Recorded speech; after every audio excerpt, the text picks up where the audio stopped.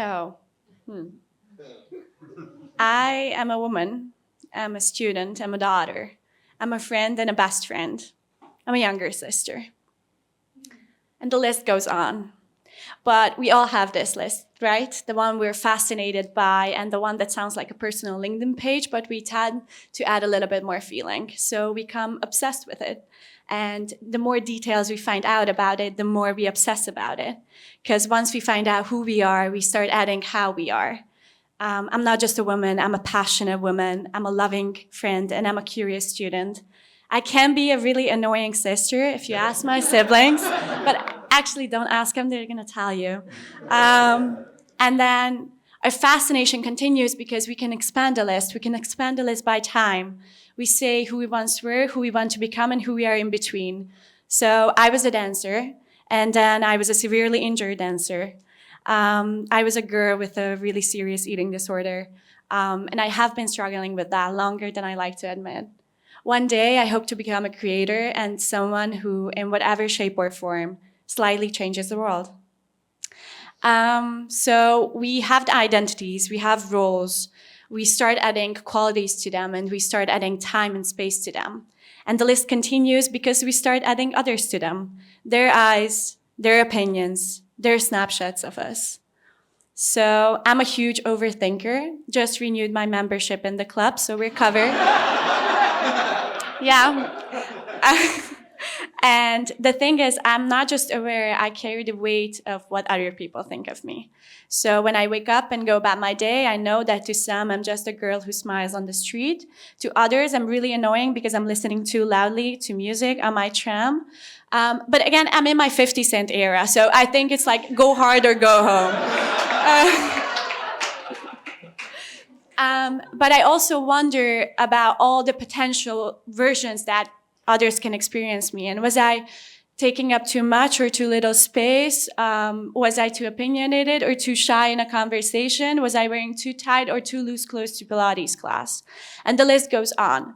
So a fun fact about our club is that we do like full body workouts, like literally every snapshot of your day is reliving, and you get no results, like no visible results. Like it's just how it is. And why this is important? It's important because we use these roles to introduce ourselves. We use these when we walk into rooms. We use these when we walk through doors. And a funny thing is that I was 18 when I got together with my first boyfriend, and then he asked me, okay, we were just like 2 weeks together, and then he asked me, okay, what is it I need to know? And I'm like, in my head, I'm like, oh my God, like first relationship, and we're so aware, like what is going on? Like we're acing communication here. Like this is amazing. I'm loving this. Like this is an opportunity. Did not know that's an opportunity. So I was like, okay. So I'm stubborn. I don't like ketchup. I'm terrified of mushrooms. So if in an autumn forest I run in the other direction, don't take it personally. And most importantly, I do not do hand holding. Seriously, I freak out. And then he was like, okay, thanks for the heads up. So he knew me for quite some years back then. So he put that into context. But that was some like bad self-marketing there, guys. Like really, like I do recommend like being a bit more conscious about them.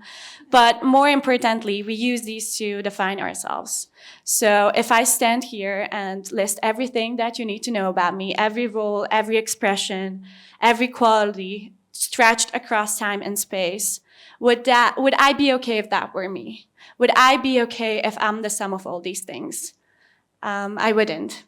But the question is the length of the list that's the problem here? Like, is it that I'm in my early 20s, so I have all the versions that I haven't lived yet, all the qualities I haven't showed up in and I want to in the future? Like, is the length of the list that's the problem, or there's something else beneath? Something that's stable even when everything else changes, something that's there even in your most contradicting roles. In one of the first workshops here, Christy said, different versions, same spark.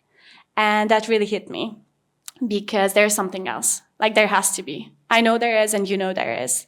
But what's that thing? What's the spark that's there even when you forget to look for it? What's the spark that's there before you know it? That quiet warmth that calls your name within your chest, and something that's so terrifying to look at, so we avoid to look at it. And who gets to see your spark? Like, do you see your spark? Do you think you see your spark? Because it's beautiful. It really is beautiful. And that's where meditation comes in for me, because I don't meditate to clear my mind. My mind treats meditation like open mic night for my thoughts. And I don't meditate because I'm not terrified. I'm really terrified. Almost every day I sit down. I'm so scared of what comes up. Sometimes I know why I'm scared. Sometimes I don't even know why I'm scared, but I'm terrified. But meditation has allowed me to connect to my spark, to see beneath the noise, to see beneath the chaos, and to connect to it. So ever since I was a kid, I was actually quite fascinated by stars. I always thought like looking at the stars is like the most humbling experience of reminding you how small you actually are, but in like the most beautiful way. And then I realized that looking at others people's perceptions of me, and even my perceptions of me, is like looking at the stars. They can be ugly or pretty. They can be flattering or unflattering. They're shiny, but they're also very, very distant because they are reflections of light. And looking at your spark is like looking at the sun itself. Not the projections, not the reflections, but your source of light.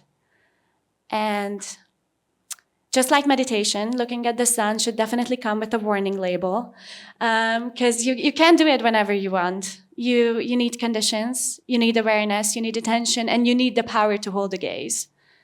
And that's what meditation has given me. It has given me the opportunity to connect to my spark, and my spark is gorgeous. It's beyond anything I could ever be. And I know because you're sitting here that yours is too. If my spark is gorgeous, yours is intimidatingly so. Really. So I don't blame you if you're scared to look at it, because it's scary. It's terrifying, actually, the power we hold within. But what I'm saying is that whenever you doubt that, whenever you forget who you're supposed to be, just pause, just breathe, and let your spark introduce itself again. So I am a woman, I'm a student, I'm a daughter, I'm a friend and a best friend. I'm a younger sister.